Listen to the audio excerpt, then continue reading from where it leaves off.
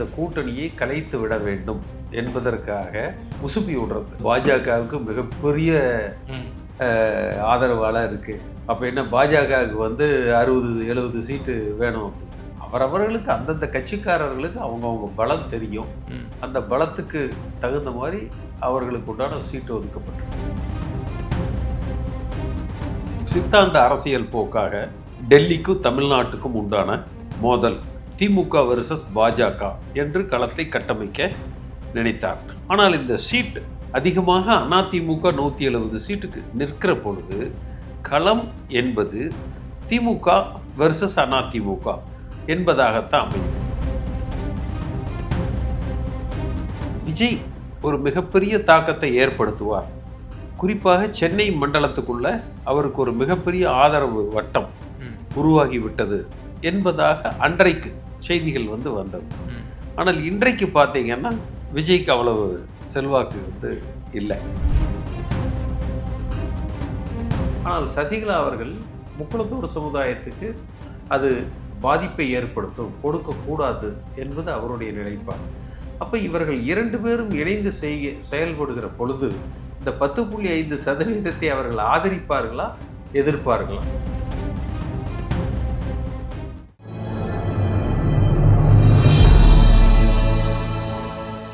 Tamil news நேரலுக்கு வணக்கம். இன்றைய சிறப்பு நேர்காணலில் நம்மோடு இருந்திருப்பவர் அஇஅதிமுகவினுடைய மூத்த தலைவர், முன்னாள் சட்டமன்ற நாடாளுமன்ற உறுப்பினர், மரியாதைக்குரிய KC பழனிசாமி சார். சார் வணக்கம். வணக்கம் சார். NDAவில் சீட் ஷேரிங் ஓவரால் நிறைவடைஞ்சிருக்குன்னு தான் சொல்லணும்.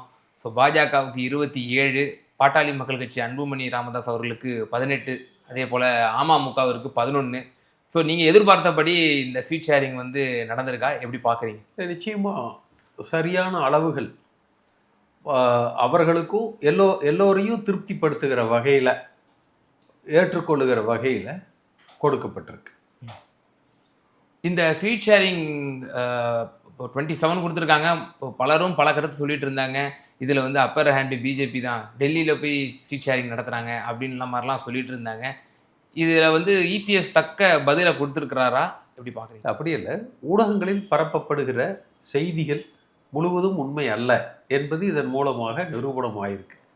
ரியாலிட்டிக்கும் நிஜ நடைமுறையில் செயல்படுத்தப்படுவதற்கும் ஊடகங்களில் உருவாக்கமாக சமூக வலைதளங்களில் பகிரப்படுவதற்கும் நிறைய வித்தியாசங்கள் இருக்குது.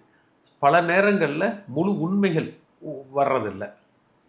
இல்லை, ஒன்ஸ் அப்பான் அ டைம் அம்மா ஜெயலலிதா அவங்களுடைய, நீங்களும் அவங்களுடைய உடன் இருந்தவர்கள், அப்போ அவங்களுடைய பாணி வேறையாக இருந்துச்சு. அவங்க எப்படி ட்ரீட் பண்ணாங்க கூட்டணி கட்சிகளை, அவங்க போயஸ் தோட்டத்துக்கு வருவாங்க, அவங்க ஏடிஎம்கே ராயப்பேட்டை ஆஃபீஸுக்கு காத்து கடந்து சீட் ஷேரிங்கை வாங்கிட்டு போகிற காலம் போய் ஒரு சீஃப் மினிஸ்டர் கேண்டிடேட்னு சொல்லக்கூடியவர் டெல்லிக்கு போனார் அப்படின்லாம் பேசுபொருள் ஆனதுனால தானே ஊடகங்கள் செய்தி போட்டது.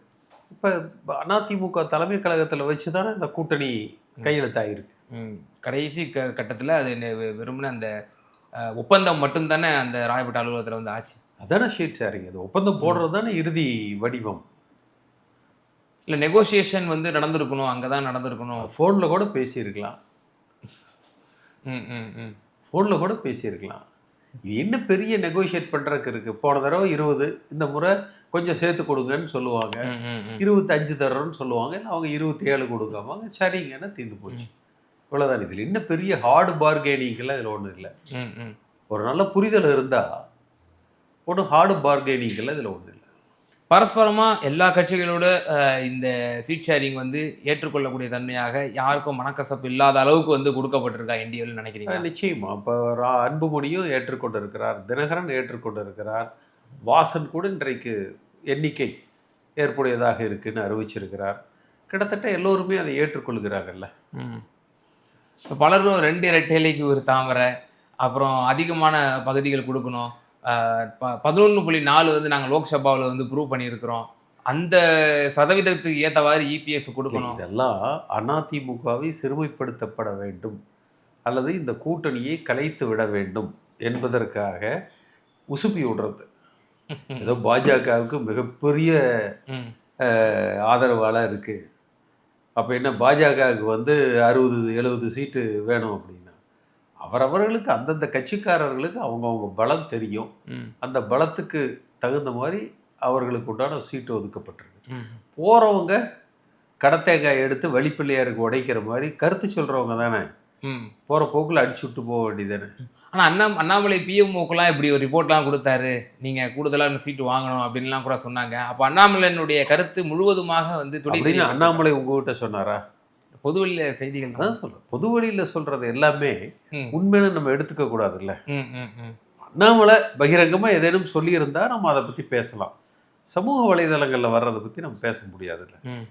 சில பேர் திமுகவுக்கு ஆதரவளிக்கணும், திமுக வெற்றி பெற வேண்டும் என்பதற்காக இந்த கூட்டணியில ஒரு சலசலப்பை உண்டாக்குறதுக்கு முயற்சி செய்வார்.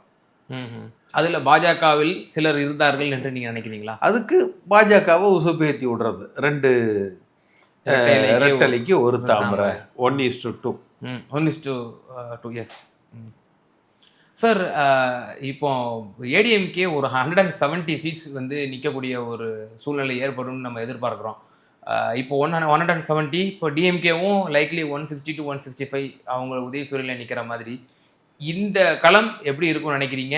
கடந்த விண்டேஜ் ஏடிஎம்கேவில் எப்படி ஏடிஎம்கே வர்சஸ் டிஎம்கே தான், இந்த ரெட்டையிலே வர்சஸ் உதயசூரியன் தான் இருந்துச்சோ, இந்த தேர்தலும் அதே நிலைமையோடு இருக்கும், 26ல அதே நிலைமை தான் அப்படின்னு நினைக்கிறீங்களா? திரு ஸ்டாலின் அவர்கள் இந்த களத்தை சித்தாந்த அரசியல் போக்காக டெல்லிக்கும் தமிழ்நாட்டுக்கும் உண்டான மோதல், தேர்தல், போட்டி என்று அறிவித்தார். அவர் உருவாக்க நினைப்பது ஒரு சித்தாந்த ரீதியில் இந்துத்துவ சித்தாந்தங்களுக்கு, திராவிட சித்தாந்தங்களுக்கும் திமுக வெர்சஸ் பாஜக என்று களத்தை கட்டமைக்க நினைத்தார். ஆனால் இந்த சீட் அதிகமாக அதிமுக 170 சீட்டுக்கு நிற்கிற பொழுது களம் என்பது திமுக வெர்சஸ் அதிமுக என்பதாகத்தான் அமையும். நான் வழக்கமாக பல இடங்களில் சொல்லியிருக்கேன், தமிழ்நாட்டு மக்களை பொறுத்த வரைக்கும் நீங்கள் இந்துத்துவாவா திராவிடமா என்றால் திராவிடத்தின் பக்கம் நிற்பார்கள், திமுகவா அதிமுகவா என்றால் அவர்கள் அதிமுகவின் பக்கம் இருப்பார்கள். அப்போ நிச்சயமாக தமிழ்நாட்டு மக்கள் அதிமுகவின் பக்கம் இருப்பார்கள். இப்போ 170 சீட்ஸ் நிற்கிறாங்க, அவங்களையும் வந்து இரு திராவிட கட்சிகளும் பெரும்பான்மையான பகுதிகளில் நிற்கிறதுனால இப்போ ஏடிஎம்கே வர்சஸ் டிஎம்கேன்னு நீங்கள் சொல்கிறீங்க. ஆனால் இன்னொரு விஷயம் சொல்லப்படுது, ஏஐடிஎம்கேனுடைய அந்த இரட்டை இலை தன்மை மாறிவிட்டது. இப்போ நீங்களே கடந்த முறை சொன்னீங்க என்னோட பேட்டியில், சென்னை மாநகரத்தில் வந்து எந்த இடத்துலையுமே ஜெயிக்க முடியல ஏடிஎம்கே, என்ன காரணம்? டிடிவி தினகரன் நீங்கள் ஒரு காரணமாக சொல்கிறீங்க, ஆனால் அப்படி அல்ல, தன்மை மாறிவிட்டது, 10.5% ரிசர்வேஷன் கொடுத்ததுனால ஏடிஎம்கே பயங்கரமான சரிவை சந்திச்சது அப்படின்ற ஒரு விஷயத்த சொன்னீங்க. அப்போ அந்த தாக்கம் வந்து இந்த தேர்தலில் இருக்குமா அப்படிங்கிற ஒரு கேள்வி இருக்கு. இப்போ விஜய் ஒரு மிகப்பெரிய தாக்கத்தை ஏற்படுத்துவார், குறிப்பாக சென்னை மண்டலத்துக்குள்ள அவருக்கு ஒரு மிகப்பெரிய ஆதரவு வட்டம் உருவாகிவிட்டது என்பதாக அன்றைக்கு செய்திகள் வந்து வந்தது. ஆனால் இன்றைக்கு பார்த்தீங்கன்னா விஜய்க்கு அவ்வளவு செல்வாக்கு வந்து இல்லை. அப்போ களம் மீண்டும் திமுக அதிமுக என்பதாக இருக்கு. அப்போ சென்னையிலிருந்து கன்னியாகுமரி வரை ஏகத்துக்கும் திமுக வெர்சஸ் அதிமுக என்று தான் இந்த களம் அமைக்கப்படும். ஆனால் சீமானே வந்து அம்மையார் ஜெயலலிதா அவர்கள் உயிரோடு இருந்தபோது 1.1 தான் எடுத்தார், எல்லா இடத்துலையும் டெபாசிட் பண்ணார், அவ்வளோ போராக பெர்ஃபார்ம் பண்ணியிருந்தார். இப்போ பார்த்தீங்களா நாடாளுமன்ற தேர்தலில் ஏடிஎம்கேவே 2 தொகுதிகளில் பின்னுக்கு தள்ளியிருக்காரு சீமான், அவர்கிட்டயே பலவீனம் அடைஞ்சிருக்காருன்ற விஷயம்லாம் சொல்கிறாங்க. வந்து அதிமுகவை பொறுத்த வரைக்கும் ஒரு வலிமையான கட்சி. திமுக அதிமுக இரண்டுக்கும் ஒரு 80% வாக்காளர்கள் இருக்காங்க, 2 கட்சிக்கும் சேர்ந்து. இந்த 2க்கு மாற்றாக ஒரு 15லிருந்து 20% வாக்காளர்கள் இருக்கிறாங்க. இது காலந்தொட்டு எப்போவுமே இருப்பாங்கன்றீங்க. அதில் ஒரு 4%, 5% சீமானுக்கு போகலாம், ஒரு 8-9% விஜய்க்கு போகலாம். அவ்வளோதானே ஒழிய இதற்கு முன்பு கமல் கட்சி வச்சிருந்த போது அவருக்கு போகலாம், இதற்கு முன்பு விஜயகாந்த் கட்சி வச்சிருந்த போது அவருக்கு போகலாம், அதற்கு முன்பு மக்கள் நல கூட்டணி இருந்தபோது அவர்களுக்கு போகலாம். அப்போ திமுக அதிமுகவுக்கு மாற்று என்பதற்கு ஒரு 15% வாக்குகள், 20க்கு குறைவான சதவீத வாக்குகள் உண்டு. ஆனால் திமுக அதிமுக இரண்டுக்கும் சேர்த்து 80% வாக்குகள் இருக்கு இன்றளவும். ஏன்னா அதுதான் தேர்தலில் ஒரு முடிவை கொடுக்கும். சார், இப்போ ஏடிஎம்கே பெரும்பான்மையான தொகுதியில் நிற்கிது, அந்த பக்கம் டிஎம்கே பெரும்பான்மை தொகுதி நிற்கிது. இப்போ ரெட்டை இலை வெர்சஸ் திமுகவோட கூட்டணி கட்சிகள் அப்போ எப்படி இருக்கும்னு நினைக்கிறீங்க சார்? இப்போ உதாரணத்துக்கு இப்போ ரெட்டை இலை வெர்சஸ் சுத்தி ரெட்டலை அருவானா. எங்க நின்னாலும் ஜெயிக்கும். அது திமுக எதிர்த்து நின்னாலும் ஜெயிக்கும், காங்கிரஸ் எதிர்த்து நின்னாலும் ஜெயிக்கும், கம்யூனிஸ்ட் எதிர்த்து நின்னாலும் ஜெயிக்கும், விசிக எதிர்த்து நின்னாலும் ஜெயிக்கும். என்னோட கேள்வி வந்து கூட்டணி கட்சிகளோட எதிராக நிற்கும் பொழுது அது கடுமையான ஒரு போட்டி தரக்கூடிய இதுவா இருக்குமா? அதெல்லாம் ஒன்றும் பெரிய ஏன்னா இந்த 5 ஆண்டு உதயசூரியன் காலத்துல கள்ளச்சாராயம் பெருக்கெடுத்து ஓடுது, போதை மருந்துகள் விற்கிது, கற்பழிப்புகள் இதெல்லாம் வந்து அதிகமாக இருக்குது.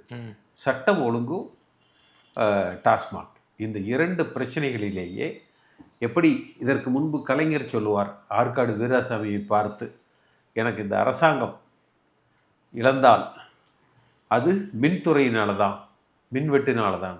அதுபோக இந்த முறை காவல்துறையாலும் அமலாக்கத்துறையாலும் அதாவது டாஸ்மாகாலும் தான் இந்த அரசாங்கத்துக்கு மிகப்பெரிய கெட்டது. அதற்கு மேல லஞ்சம், ஊழல்.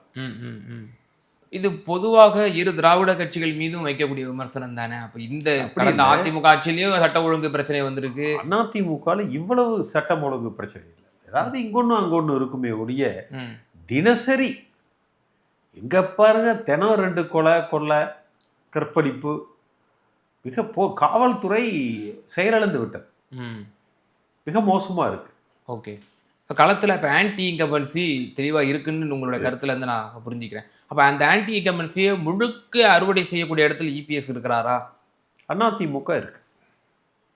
சார் இப்போ பிரிந்தவர்களில் எனக்கு தெரிஞ்சு நீங்கள் தான் வந்து நான் அஇஅதிமுக காரன் அப்படின்ற மாதிரி நீங்கள் எம்ஜிஆர் விசுவாசி அப்படின்னு தொடர்ந்து சொல்லிட்டு இருக்கீங்க. இந்த சட்டமன்ற தேர்தலில் உங்களோட மாரல் சப்போர்ட்டு ஏஐஏடிஎம்கேவுக்கு? நிச்சயமா அதிமுக. அதிமுக என்டி அலையன்ஸுக்கு தான் உங்களுடைய மாரல் சப்போர்ட்டா சார்? Okay sir. இப்போ நீங்கள் சொன்னீங்க ஆன்டி இன்கம்பன்சியை முழுவதுமாக அறுவடை செய்யக்கூடிய இடத்துல இபிஎஸ் இருக்காருன்ட்டு. ஆனால் இப்போ எதிர்ப்பு ஓட்டுகள் மேலும் மேலும் பிரியுது. திரு விஜய் ஒரு ஃபேக்டர், நீங்கள் சொன்னது போல் அவரும் கொஞ்சம் கணிசமாக பிரிப்பார். அந்த சீமான் விஜய்ங்கிறது ஒரு ஃபேக்டரே இல்லை. 10% கீழே, சீமானுங்கிறது 5% கீழே. புதிதாக ராமதாஸ் ஐயா, சசிகலா அம்மா, அதெல்லாம் ஸ்பென்ட் ஃபோர்ஸ். Spent force.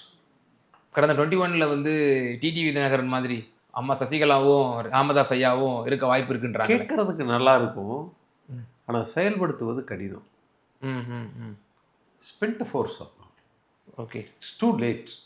ஓ, அதில் நீங்கள் உங்களுடைய முகநூல் பதிவு ஒன்று பார்த்துருந்தேன். நீங்கள் அதில் ஒரு இருக்கக்கூடிய நடைமுறை சிக்கலையும் ஒன்று குறிப்பிட்டிருந்தீங்களே, அந்த சமூக ரீதியாக ராமதாஸ். அதாவது 10.5% இடஒதுக்கீடு வேண்டும் என்பதை கொள்கையாக கொண்டு திரு ராமதாஸ் பயணிக்கிறார். அப்படி அது அவர் சார்ந்த வன்னிய சமுதாய மக்களுக்கு பயனளிக்கும் என்று. ஆனால் சசிகலா அவர்கள் முக்குளத்தூர் சமுதாயத்துக்கு அது பாதிப்பை ஏற்படுத்தும், கொடுக்கக்கூடாது என்பது அவருடைய நிலைப்பாடு. அப்போ இவர்கள் 2 பேரும் இணைந்து செயல்படுகிற பொழுது இந்த 10.5% அவர்கள் ஆதரிப்பார்களா, எதிர்ப்பார்களா? அப்போ இது மாதிரி பல முரண்பாடுகள் இருக்கு. அவர்களால் இணைந்து செயல்பட முடியாது. கொள்கை முரண் இருக்குன்றீங்க, நடைமுறை பல சிக்கல்கள் இருக்குன்றீங்க. ஸோ அது ஒரு பொருந்தாத ஒரு பொருந்தாத கூட்டணி. Okay sir. இப்போ திமுக அணியில் வந்து விடுதலை சிறுத்தைகள் கட்சி நேற்று ஹைகமாண்ட் மீட்டிங்கில் தீர்மானம் போட்டிருக்கிறாங்க. ராஜ்யசபா 2028 நமக்கு வழங்கணும், இரட்டை இலக்க சீட்டுகளை வழங்கணும் அப்படின்னு சொல்லிட்டு இருக்கிறாங்க. அது நேற்று தினம் கையெழுத்தானது சிபிஎம்முக்கு தொகுதி பங்கீடு. ஆனால் எங்களுக்கு வெளிப்படையாகவே சொல்லிட்டாங்க, எங்களுக்கு அதிருப்தி தான், நாங்கள் பிஜேபிக்கு இடம் கொடுத்துடக்கூடாதுங்கிற ஒரே காரணத்துக்காக தான் நாங்கள் ஏற்றுக்கிட்டோம் அப்படின்ற மாதிரி அதிருப்திகளை வெளிப்படுத்தக்கூடிய தன்மை இருக்குல்ல. இது களத்தில் போய் எப்படி எதிரொலிக்கும்? நிச்சயமாக அந்த சங்கடங்கள் வந்து எதிரொலிக்கும். களத்தில் எதிரொலிக்கும். களத்தில் வந்து எதிரொலிக்கும். திருமாவளவன் வந்து இன்றைக்கு ஒரு ஒரு பட்டியலின சமுதாய மக்களது பிரதிநிதியாக இன்றைக்கு அங்கீகரிக்கப்பட்டிருக்கிறார். ஒரு நல்ல வாக்கு வங்கியை, தொண்டர் பலத்தை வைத்திருக்கிறார். ஆனால் அவரது தகுதிக்கும் திறமைக்கும் ஏற்ற அங்கீகாரம் திமுக கூட்டணியில் அவருக்கு கொடுக்கப்படலை. சார் இப்போ அவரும் தன்னோட முகநூல் பக்கத்தில் இப்படி ரொம்ப அதிருப்திகளை வந்து கொட்டிட்டாரு அந்த சமூக மத்தியில். அப்போ இந்த திமுகவில் இருக்கக்கூடிய கூட்டணி கட்சிகள் இன்டாக்டாக 3 வெற்றி பெற்றாலும் இந்த தேர்தலில் அவ்வளோ வன்மத்தை கக்கிட்டாங்க. இப்போ காங்கிரஸும் அவங்க இந்த ஓவர் போடி இப்போ என்ன சொல்கிறோம், இன்றைக்கு ஏன் குடும்ப கட்டுப்பாடு வருது? அளவான குழந்தைகள், அவர்களை வளமாக வளர்க்க வேண்டும் என்பது தானே. வதன்னு நிறைய எல்லாம் உணர்ந்து கூட்டணிக்குள்ள சேர்த்து விட்டுட்டு கடைசியில திரு ஸ்டாலின் அவர்களுக்கே கூட்டணி லிஸ்ட் சொல்லி முடிக்கிறதுக்குள்ள டயர்ட் ஆயிடுவாரு. ஓகே. அதனால பெரிய பிரயோஜனம் இருக்காது. ஓவர் போடி பெர்செப்ஷன் வைஸ் தாக்கத்தை ஏற்படுத்தும் எங்களுக்கு வந்து அப்படின்னு அவங்க நினைக்கிறாங்க. என்ன பர்செப்ஷன்? சும்மா ஒரு சீட்டு 2 சீட்டு அது மாதிரி இருக்கிறவங்க தான் ஒரு 10 பேர் இருக்கிறாங்க. வலிமையான இயக்கங்கள்னு எடுத்தீங்கன்னா காங்கிரஸ், திருமாவளவன், கம்யூனிஸ்டுங்க, இவ்வளவுதானே. காங்கிரஸும் திருமாவளவனும் தான். கொஞ்சம் கம்யூனிஸ்ட் அந்த சித்தாந்த ரீதியாக இருக்கக்கூடியவர்கள், அவ்வளோதானே. அது இறுதியான ஒரு கேள்வி. இப்போ உங்களோட மாரல் சப்போர்ட் ஏஐஏடிஎம்கேக்கு எப்பவுமே இருக்கும் அப்படின்னு சொல்லியிருக்கீங்க. இந்த தேர்தல் அப்படிதான் இருக்குன்னு இருக்கீங்க. இந்த தேர்தல் ஆட்சி மாற்றத்திற்கான ஒரு தேர்தலா நீங்க பாக்குறீங்களா? எப்படி 2011 நிச்சயமாக ஆட்சி மாற்றம் ஏற்படும்னு எதிர்பார்க்கிறேன். அதிமுக என்டிஏ கூட்டணி ஆட்சி அமைக்கும்னு நீங்க எதிர்க்கிறீங்க? என்டிஏ கூட்டணி இல்ல, அதிமுக ஆட்சி அமைக்கும். தனிப்பெருமையான ஆட்சி அமைக்கும். தனிப்பெரும்பான்மையோடு ஆட்சி அமைக்கும். நிச்சயமா சார். அஇஅதிமுகவினரிடம் வைக்கக்கூடிய இந்த கேள்விகள் அவர்கள் பல விஷயங்கள் தெளிவுபடுத்துவாங்க. என்டிஏ ஆட்சியா இல்லை உங்க ஆட்சியான்னு சொல்லும்போது அதற்கு நீங்க ஒரு அதிமுக எம்ஜிஆருடைய விசுவாசியாக அதிமுக தான் தனிப்பெரும் ஆட்சியாக அமைக்கும் என்ற பல்வேறு கருத்துக்களை எங்க நேயர்களுக்கு ரொம்ப தெளிவாக பகிர்ந்தீங்க. ரொம்ப நன்றி.